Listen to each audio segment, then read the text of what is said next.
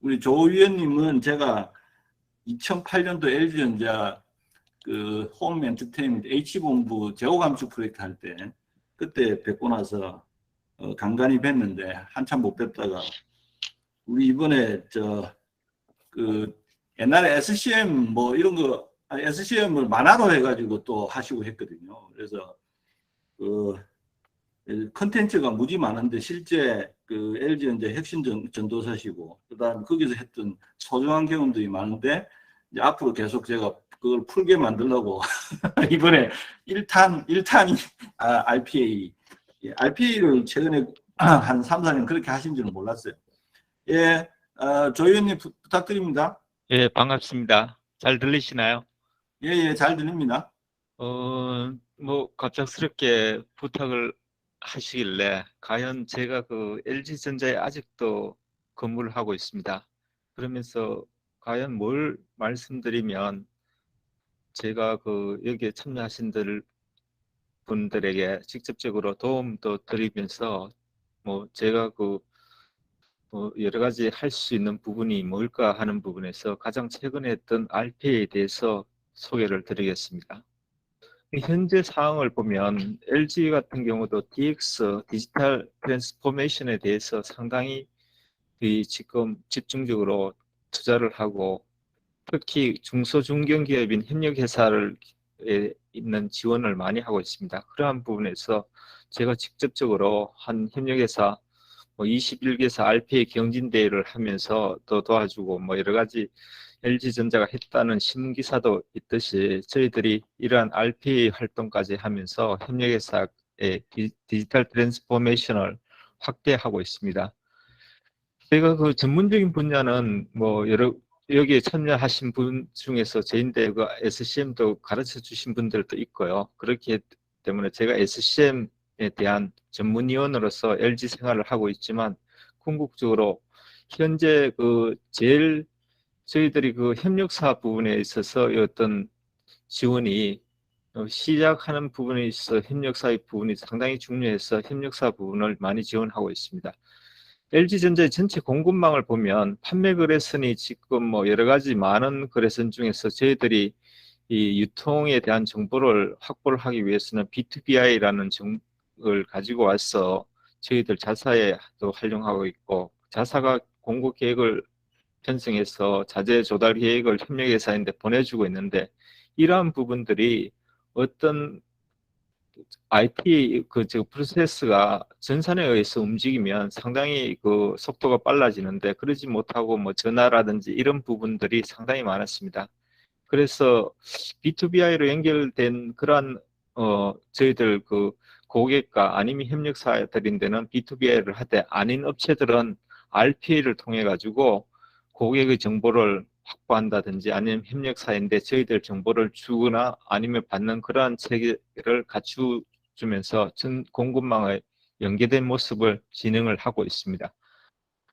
현재 그 모든 기업들은 다품종 소량 생산, SCM에서 항상 얘기하는 다품종 소량 생산의 리드 타임 단축이라든지 52시간 근무, 최저임금 이런 밀레니얼 세대의 일하는 방식에 의해서 상당히 많은 변화를 갖고 있는데 이런 것을 하기 위해서 뭐 저희들 작년 여러분들이 계신 모임들처럼 이러한 은퇴한 인력들의 활용이라든지 파트타임, 해외 이전 등을 했지만 궁극적으로는 정보화 표준화, 자동화, 한리화를 통해 가지고 사무실에서는 로봇이 돌고 현장에서도 협업 로봇이 도는 그런 체제를 운영해 나가야 된다는 것이 저희들 생각이고 이러한 부분에 있어서 저희들이 현장에서 상당하게 많은 로봇들이 이렇게 돌고 있고요.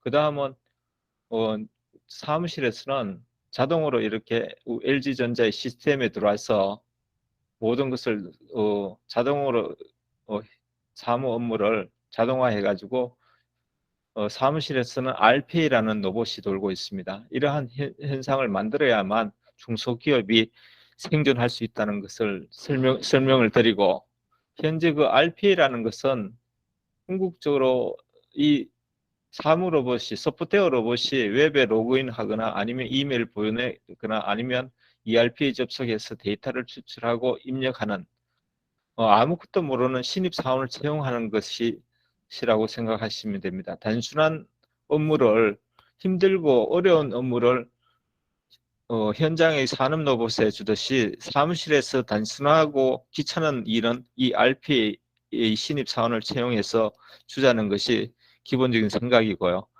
현재는 정형 작업의 자동화하는 1단계를 지나서 비정형 쪽에 데이터를 끌어모으고 심지어 대화로도 얘기할 수 있는 그러한 단계까지 RPA가 와 있고요. 나중에 되면 디지털 네이버가 스스로 일을 하면서 옆에서 비서 역할을 해주는 그런 시대로 전환을 하는데, 대기업이라든지 금융을 시작으로 해서 대기업에서는 상당히 많이 도입되어 있지만 중소중견기업은 아직 시작 단계, 그런마 단계에 지나지 않다는 겁니다.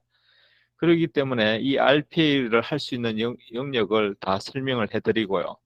이렇게 하면 뭐 여러 가지 저렴한 신속한 구축과 바른 ROI도 얻을 수 있고요. 그리고 인력 운영의 유연성이라든지 품질적인 측면에서 상당히 많은 부분에 도움을 줄 수 있다는 것이고, 많은 기업들이 현재 그 대기업을 위주로 해가지고 진행을 해왔습니다. 일본 같은 경우도 많은 업체들이 벌써 다 했고요. 저희들 이제 LG전자만 하더라도 대부분 주 40시간 근무하는 데서 RPA가 많이 돌고 있고, 심지어 뭐 출장 갔다 오면 전표라든지 이런 것들이 다 RPA로 구현이 되어 있습니다. 제가 오늘 주로 설명을 드리는 부분은 이 도입하고 운영하는 체제입니다. RPA를 도입하는데 상당히 많은 돈을 투입해가지고 뭐 외주에서 개발을 시키고 뭐 용역을 들여가지고 하지만 이 투입하는 유형에 따라 가지고 적은 돈을 들고 성공적인 사례를 많이 만들 수가 있다는 것이 RPA 방식입니다. 즉 여러분들이 IT 시스템을 하나를 도입하면 뭐 수억을 투자를 해가지고 6개월이든 1년이든 상당히 오랜 기간 동안 그렇게 중소기업들은 작업을 하지만 RPA라는 것은 바로 시작하자마자 성과를 내기 시작하고 엄청나게 빠르게 에자일 방식으로 해가지고 가동을 할 수 있습니다. 그런데 이 하는 방식에 있어서 첫 번째는 아웃소싱형입니다. 이 아웃소싱형은 외주 업체들을 통해 가지고 컨설팅이라든지 개발을 요청하고 사내에서는 개발하지 않지만 비용이 많이 들 겁니다. 그 다음 협업 중심으로 해서 도입 부서가 즉 도입하는 부서가 로봇을 직접 개발합니다. 이 RPA는 상당히 IT를 하지 않는 사람도 개발을 할 수 있는 부분이 많기 때문에 시티즌 디벨로퍼가 직접 개발을 할 수 있는 툴이 지금 많이 나와 있고요. 그러한 부분에 있어서 이 현업에서 직접 개발하고 자기 업무를 개발함으로써 상당히 여러 가지 부분에 있어서 좋은 점을 지금 갖고 갈 수 있습니다. 그리고 IT 부서가 또 개발하는 방법이 있습니다. IT 부서는 뭐 IT를 해봤기 때문에 IT 개발하지 않는 현업보다는 더 빨리 개발을 할 수 있고요. 그렇게 사내도 또 전문가를 양성할 수 있는 그러한 부분이 있기 때문에 저는 주로 중소기업하고 중견기업을 진행을 할 때 현업 중심형과 사내 부서 전문형으로 해가지고 제가 지원을 많이 했습니다. 그렇게 해서 이 만들기 할 때 업무 프로세스를 정의하고 과제의 적합성을 판단합니다. 그 다음에 가장 중요한 것은 업무 매뉴얼입니다. 우리가 사무실에 사무 자동화라든지 사무 시간 개선을 하기 위해서 업무 매뉴얼을 많이 만들었지만 단지 ISO 9000이라든지 심사를 통과하기 위한 용도였지 직접 업무를 위한 매뉴얼을 작성해 본 적이 없습니다. 그런데 RPA에 필요한 매뉴얼은 새로운 신입 사원인 로봇이 아무것도 모르는 로봇이 일을 할 수 있게 만들기 하기 위해서는 간단하면서도 빠짐없이 만들어야 되는 것이 RPA 업무 매뉴얼입니다. 이 매뉴얼만 하면 RPA를 개발하지 않더라도 여러분들 회사에서 52시간이 넘는 일을 했을 때 그 사람을 대신해서 다른 사람 어느 누구인데다에게나 이 매뉴얼을 주면 업무를 할 수 있는 그러한 형태가 되기 때문에 저는 이 업무 매뉴얼만 작성하더라도 RPA 도입하는 효과가 나온다고 그렇게 보고요. 짧은 시간 내에 여기는 20일이지만 최장 20일이지만 이틀 만에도 RPA가 개발되고 하루 만에도 개발되기 때문에 빠르게 전체적으로 RPA를 만들 수 있다는 것이 장점이라고 그렇게 생각을 합니다. 제가 여기서 3년 전에 ERP 구축을 했습니다. ERP를 우리가 LG전자의 중소기업 중에서 ERP가 없는 30개 업체를 동시에 구축했습니다. 그러한 부분들이 과연 가능할까 하는 그러한 부분에 있어서 저도 고민을 많이 했지만 30개 업체를 동시에 하는 방법을 제가 터득을 했고요. 모색을 해가지고 제 나름대로 생각을 했습니다. 기존에 구축하는 방식은 솔루션에 의해서 됐고요. 매월 1일 매년 1월 1일부터 매월 1일까지 ERP 운영을 위한 추가적인 인원을 투입을 해가지고 구축하는 거라면 그렇지 말고 좀 현 시대에 맞는 어떤 획기적인 방법을 도입을 해보자 해서 첫째는 고객의 데이터를 활용하자. 즉 우리 협력회사 같은 경우는 LG에서 대부분 데이터가 한 80%가 존재합니다. 이러한 고객의 데이터를 활용하고 소통은 카톡방을 위해서 소통하고 교육은 유튜브에서 하자. 그리고 RPA가 ERP를 운영하게 하자 하면서 이 RPA까지 개발을 해주면서 30개 업체를 동시에 어, 어, ERP 셋업을 도와준 적이 있습니다. 이런 식으로 카톡에서 단톡방을 만들고요. 톡 게시판에서 공지사항을 하면서 오프라인 교육도 이렇게 실시를 했습니다. 그리고 이렇게 매뉴얼 한 장에서 클릭을 하면 유튜브로 들어가서 유튜브 내에서 또 교육을 받을 수가 있고 RPA를 각 단계에 기초정보부터 시작해가 매출까지 하는 것을 RPA로 이렇게 구현을 했습니다. 여기에 보면 현재 저희들이 초기에는 어렵지만은 돈 안 드는 파이썬을 통해 가지고 직접 개발해 가지고 업체인데 주고 업체 시스템에 접속을 한 후에 관련된 데이터를 LG에 있는 시스템에 접속해서 모든 데이터를 자동으로 올려가면서 클라우드 환경 속에 ERP를 사용하게 함으로써 30개 업체를 동시에 셋업을 했고요. 이런 것을 제가 산자부에서 2019년도에 잘했다고 포상도 주더라고요. 그렇게 해가지고 이런 사례가 있습니다. 궁극적으로는 ERP조차도 RPA가 셋업을 할 수 있다는 것을 경험을 통해서 했고요. 그리고 나중에 30개 업체들이 RPA를 통해 가지고 모니터링을 합니다. 이 업체들이 어느 정도 수준으로서 ERP를 운영하고 있는지 이렇게 전체적으로 데일리로 RPA가 게더링을 해서 이 업체는 지금 뭐가 문제다 아이템 바이 아이템으로 다 상세 데이터까지 제공을 해주고 있습니다. 그렇게 하다 보니까 업체들은 출근해서 이 RPA가 제공된 정보만 하더라도 지금 ERP 속에 우리가 뭘 못하고 있구나라는 것을 직접적으로 알고 개선을 하면서 점수가 100점적으로 올라가면 지금 잘 운영하고 있구나 하는 그런 쪽의 모습을 바로 RPA를 통해 가지고 작업을 하게 만들었습니다. 사람이 한다면 일주일 때도 전체 30개 업체를 모니터링 할 수 없는 체제를 RPA를 통해서 새벽에 다 데이터를 분석하고 그 정보를 줄 수 있는 그러한 부분이기 때문에 여기서 참여하신 분들 중에서 IT 업체 같은 경우는 그런 형태로 해가지고 고객에게 좋은 정보를 준다면 엄청나게 훌륭한 회사로 성장하리라 생각을 하고 있습니다.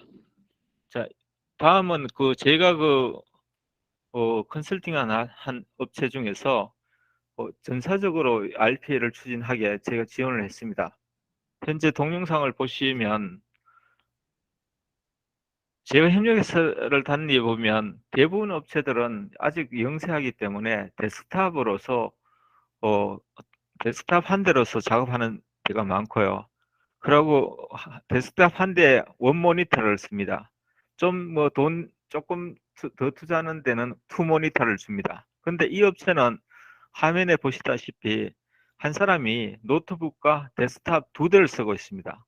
옆에 있는 모니터가 저거 노트북 모니터가 아니고 데스크탑하고 두 대를 쓰고 있습니다.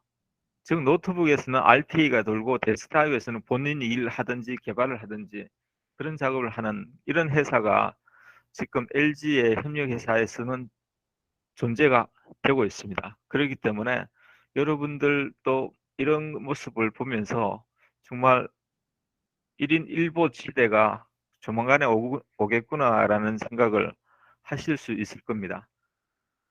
그렇게 해가지고 이 회사는 작년에 제가 그 협력회사 RPA 경진대에서 대상을 주고 포상으로서 55인치 OLED를 선물을 했습니다.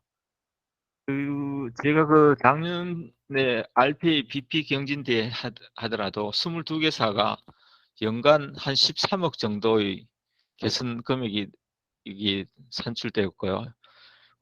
제가 또 직접적으로 일부는 제가 직접적으로 교육을 직접 했었고 아니면 폴리텍 대학을 통해 가지고 거의 뭐 돈 안 들이고 하는 그런 교육을 통해 가지고 한 151명 정도 전문가로서는 100명 이상을 제가 교육하도록 그렇게 그 좋은 환경을 만들어서 협력사까지 전파를 했습니다.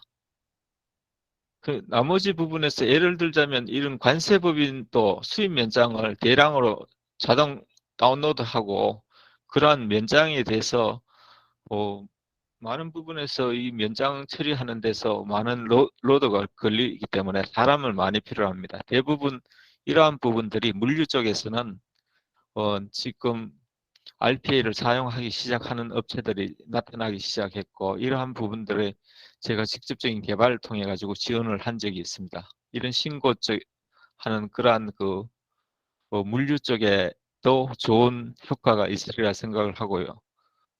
다음은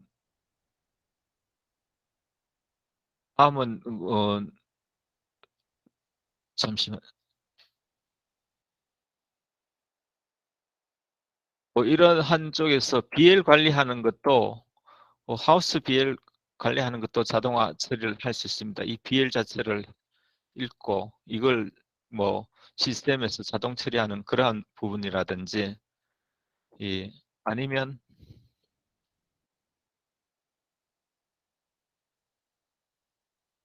통관 정보 및 출고 리스트 같은 그런 경우도 인천공항에서 비행기가 도착해 가지고 물건이 몇 시에 나왔고 어느 물건이 어디로 배송된다는 것을 사람이 앉아서 일일이 그 대기하고 기다리고 했는데 이 자체를 RPA가 수시로 들어가서 확인하고 그 결과치를 고객들인데 직접 보내줄 수 있는 그러한 일을 RPA가 직접 하고 있습니다. 뭐 통관 정보도 필요하지만 여기는 통관 정보가 아니고 요즘 들어가지고 어, 전자상거래에서도 상당히 많은 부분이 지금 활용이 되고 있습니다. 이와 같은 경우는 타오바오라는 그 중국의 전자상거래에서 쿠팡으로 그 정보를 가지고 어, 번역을 통해 가지고 게시를 하는 것 자체를 RPA가 직접 하고 있습니다. 사람이 하면 하루에 100여 건 정도 하는데 RPA가 하면 500건 이상을 합니다. 그리고 PC만 더 설치하면 1,500건, 2,000건도 동시에 할 수 있기 때문에 이런 부분에 대한 니즈도 상당히 많이 필요를 하고 있고 요즘 뭐 많은 사람들이 전자상거래 쪽에 관심이 있고 스마트 스토어라든지 아니면 쿠팡 쪽에 이렇게 자동으로 올리는 그러한 부분들을 RPA가 하는 것을 그렇게 여러분들이 보실 수 있습니다. 제가 RPA 혁신 조언으로서는 저희들 그 대기업에서 파이썬으로 아까 전에 ERP를 구축하는 거 외에 나머지는 대부분 UiPath라는 글로벌 저 패키지를 쓰고 있습니다. 근데 LG전자와 같은 그러한 대기업의 경우는 뭐 2만 불짜리 오케스트레이트라든지 3,400불, 8,000불짜리 로봇을 사용하고 있지만 중소기업은 한 3,400불하고 1,200불짜리 로봇으로서 현업에서 직접 개발할 수 있는 그런 걸 한다면 연간 돈 1,000만 원 이하로서 보통 한 1억, 2억 누계로 계속해서 지금 뭐 많이 개선한 데는 한 10몇 억씩 개선하고 있는 그러한 부분이 있습니다. 이러한 부분들을 적은 돈을 들여서 여러분들이 개선하게 하는 것이 제가 지도 편달을 해줄 수 있는 방법이고요. 이런 RPA를 통해 가지고 사람이 저지를 수 있는 에러를 감소하고 비용을 절감하고 업무 처리 시간을 단축하고 손쉬운 확장성이 있습니다.